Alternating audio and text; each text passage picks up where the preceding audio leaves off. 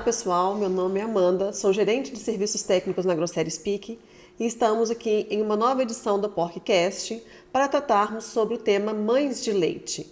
Com o incremento na produtividade, esse tema se torna cada vez mais relevante e trago aqui hoje para falar sobre esse assunto o Marcos Andonai. Olá, Amanda, eu agradeço o convite. Marco, então para contextualizar os nossos ouvintes, o que é mãe de leite? O que é o termo mãe de leite? Então, Amanda, o termo mãe de leite, ele existe porque nem sempre a fêmea que pare consegue desmamar todos os leitões. Seja ela por ordem de parto ou até mesmo por quantidade de tetos que podem ter sofrido algum manejo inadequado nos partos anteriores. Então, por isso que a gente faz mãe de leite nas granjas produtivas hoje. Certo, então seriam fêmeas que iriam receber alguns leitões, né? Ou eventualmente até uma leitegada por algum tipo de desafio que essa fêmea passou ou ela não está preparada para poder suportar uma lactação com o número de leitões que ela produziu, certo? Isso mesmo, mano. E o ideal também é não comprometer toda a leitegada, né? Mexer somente até 15% dos leitões, não exceder acima de 25 a 30% para não comprometer a sanidade dessa leitegada. Correto. E qual que seria então o número, Marco, que nós estamos falando que seria mais adequado na sua experiência prática? O que você vem observando nas melhores granjas? Então, Amanda, esse número é muito relativo. Hoje a gente tem, basicamente, no campo, de 5 a 8% de percentual de mãe de leite, certo? Mas tudo isso passa por um processo lá atrás, seja ele da seleção das próprias granjas multiplicadoras, da quantidade de tetos viáveis que esses animais têm, que hoje a gente prioriza fêmeas de 14 tetos viáveis. Porém, uma grande maioria de granjas já não seleciona animais abaixo de 16 tetas viáveis. Com isso, a gente tem um número de mãe de leite menor, porque as fêmeas comportam mais leitões nas suas lactações.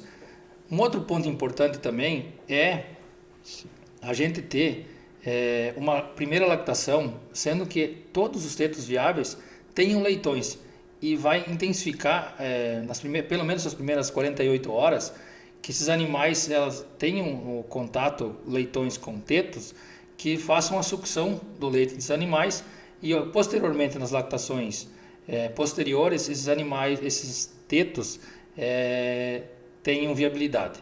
Certo, você fala do estímulo, na Isso. verdade, para a produção de leite, que se dá aí nessas 48 horas, né? Então, são cruciais essas 48 horas de estímulo do teto para garantir uma produtividade durante aquela lactação e, inclusive, uma produtividade futura, né? Isso. E também há granjas onde a produção é muito alta, sendo de 16 leitões e meio nascidos vivos, onde que talvez possuem granjas que tenham até um percentual de 10% de mãe de leite pelo elevado número de nascidos vivos comparado com tetos viáveis que esses animais possuem.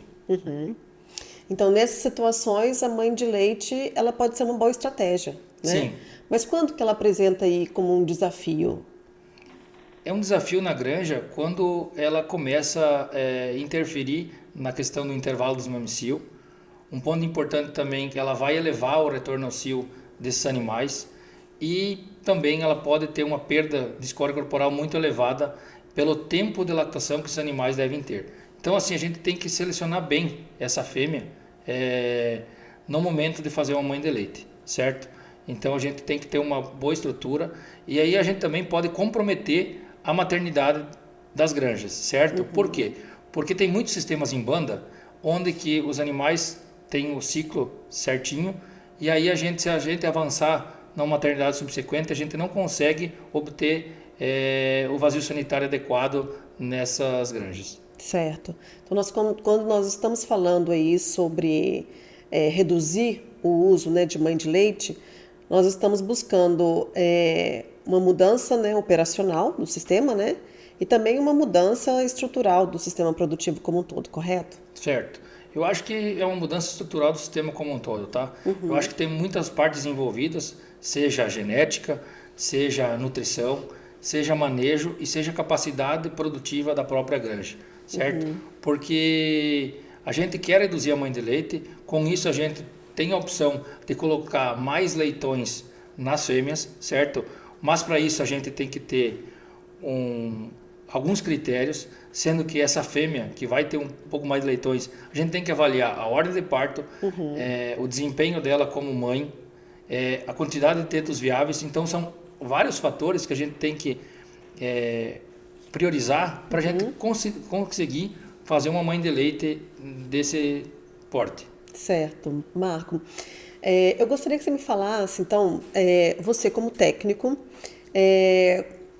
como que você orientaria o uso de mãe de leite num sistema? Como que você faria esse manejo? E quais são os riscos ou desafios ali associados a esse manejo que você apresentaria para o técnico ou para o produtor? Eu acho que, primeiramente, a gente teria que colocar todos os leitões com tetos viáveis das fêmeas, certo? Então, isso é um ponto importante que a gente orienta muito nas granjas, que é um outro fator extremamente importante, que o pessoal ainda tem um certo receio de encher a fêmea, é um termo que o pessoal usa muito nas granjas, certo? De colocar 100% da capacidade máxima dos animais. Então, eu acho que esse é o primeiro ponto, a gente ter um animal, quantidade de tetos com quantidade de leitões, certo? Um outro ponto importante, a gente tem que ver a condição corporal dessas fêmeas, certo? Então, a fêmea tem que estar numa condição corporal ideal no momento do parto.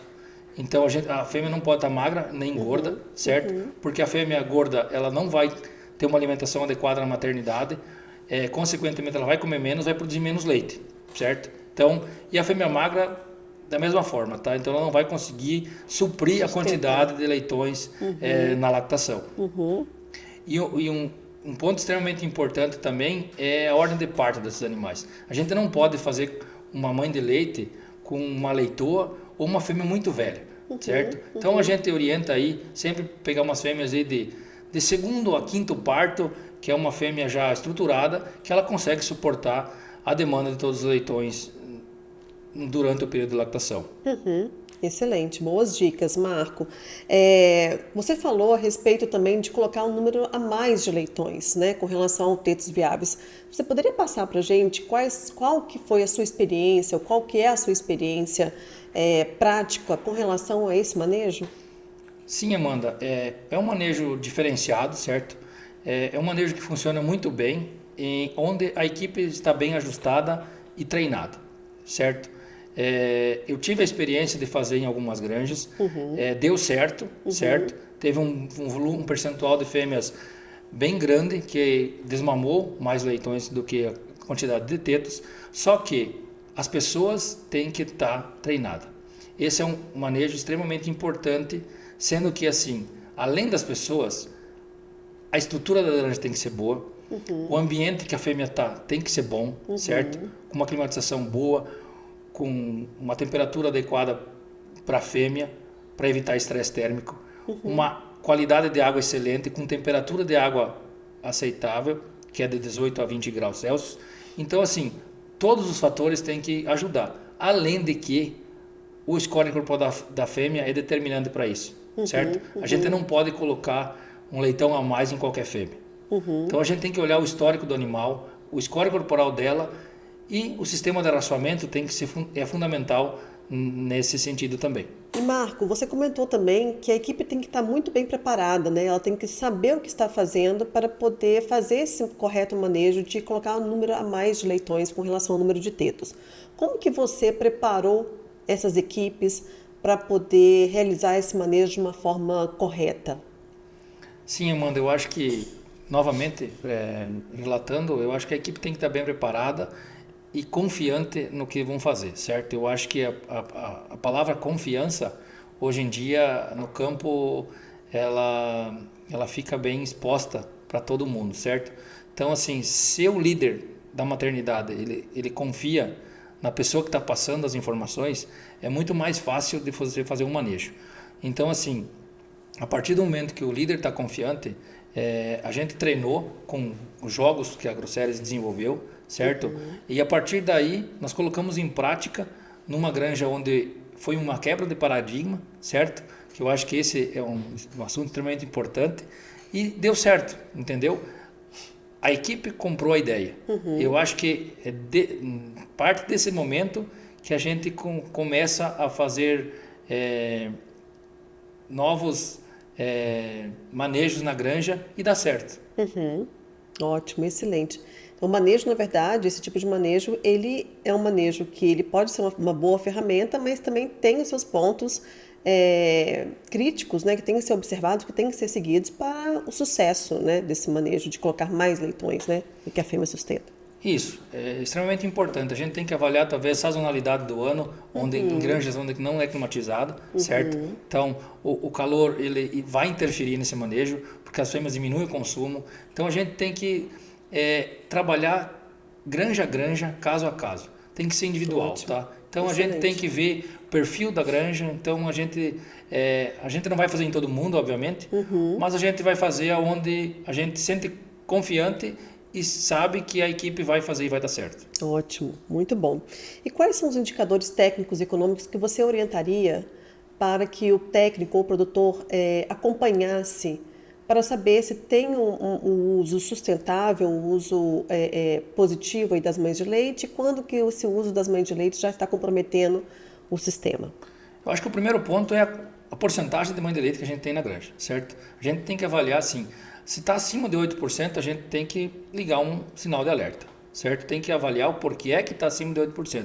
Se é uma fêmea mais velha, que perdeu os tetos ao longo das lactações anteriores, se foi uma seleção ruim lá no passado. Outro ponto importante que a gente tem que avaliar muito é o consumo dessa fêmea, quantos animais ela tem em lactação e o consumo que ela está tendo. Daqui a pouco é uma fêmea que está comendo 10 quilos e tem 12 leitões. Vai ficar inviável. O custo vai estar elevado, certo? E indicadores produtivos, a gente tem que cuidar bastante no intervalo dos mamicídios dos animais. Na porcentagem de retorno, que talvez ela vai ficar maior, certo? E talvez possa comprometer a taxa de parto dos animais num parto subsequente. Certo. Muito obrigada, Marco. Muito obrigada por compartilhar conosco aqui toda a sua experiência, todo o seu conhecimento. Eu que agradeço, Amanda. Fico à disposição para mais um podcast. O podcast fica por aqui. Até o próximo episódio.